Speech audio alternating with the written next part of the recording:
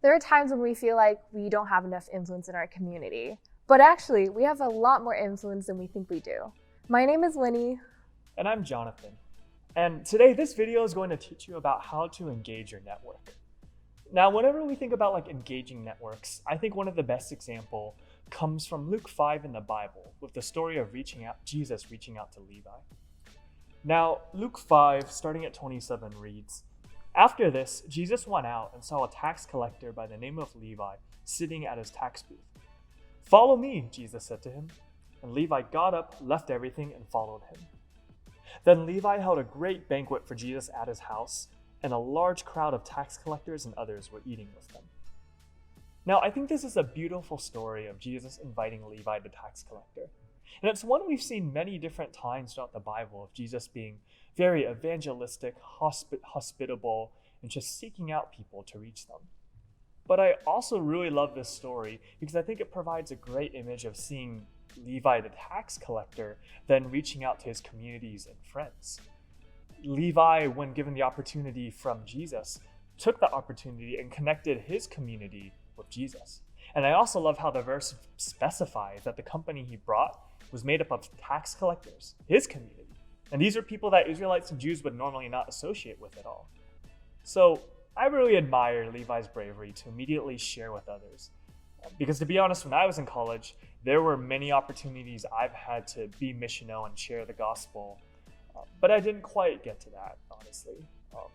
I had friends in the Forensic Science Club. I had friends in other organizations I was a part of, especially other Asian American organizations that I knew weren't Christian, but I never really took the opportunity to step out and reach out to them. And I think looking back, there are three big reasons that I really missed these opportunities. And I think the first one was I didn't realize I had a network of people to reach out to. The second one is I didn't know where many of my friends were at and how I could engage them. And the third one was, just to be honest, I didn't have the courage back then to take the risk and talk to them about Jesus. Because you can do all of the forethought and all of the mental preparation, but if you don't make that invite, it's not going to do anything because you didn't invite them. So in this module, I hope we can kind of learn from my past mistakes and even hear from what Winnie has done well and help you figure out how to follow these steps. We're going to be going over what it means to map, evaluate, and invite today. And Winnie is going to teach us mainly about the map step in this video. Yeah, so when I was in college, I was actually pretty intentional as a student.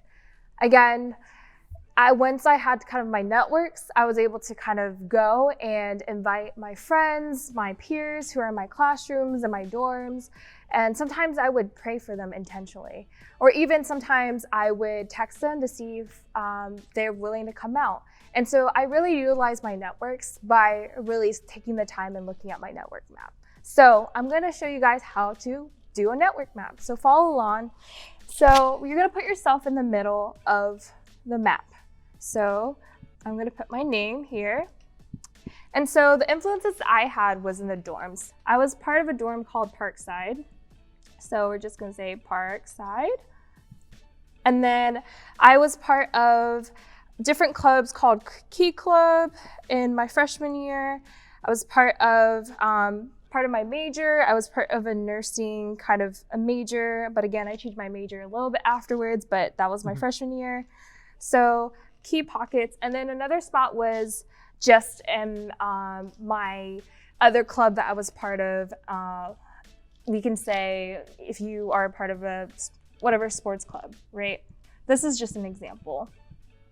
So after that, you're going to kind of pinpoint and have people that you know from those spaces. So for me, it was Parkside dorms. I knew someone named Sarah, for instance. And then I would just have multiple people that I would name out. And same with Key Club. And then nursing, I had a girl named Rain, which I was very intentional of reaching out to her because she was actually really curious about Jesus. And so I really took time to pray for her. And then you can name more names. And so your network map can be from 1 to 2 people to even 15 to 20. It could be a lot. And so I want you guys to spend time praying over your networks for each networks that you have.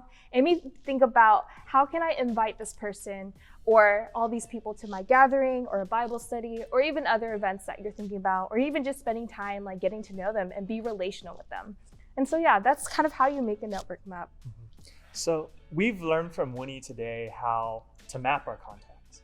And like Winnie was saying, she was doing all of these outreach things, but if she didn't have this map and wasn't able to really visualize and see all of these contacts, it would have been a lot harder for her to be aware of the network she had. So like Winnie said, with this network, I'd really challenge you to go to the worksheet now and look at the different parts it has on it. We have places for you to learn how to engage, places for you to learn how to make the invitation, also in additional modules. But go to the worksheet, start working on your own network map, and I challenge you to reach out and to invite some people. I'd be happy to see what your network looks like, and yeah, I really hope that as you pray and write this, that God can really bless you and your community around you. Thank you. Yeah, let's go.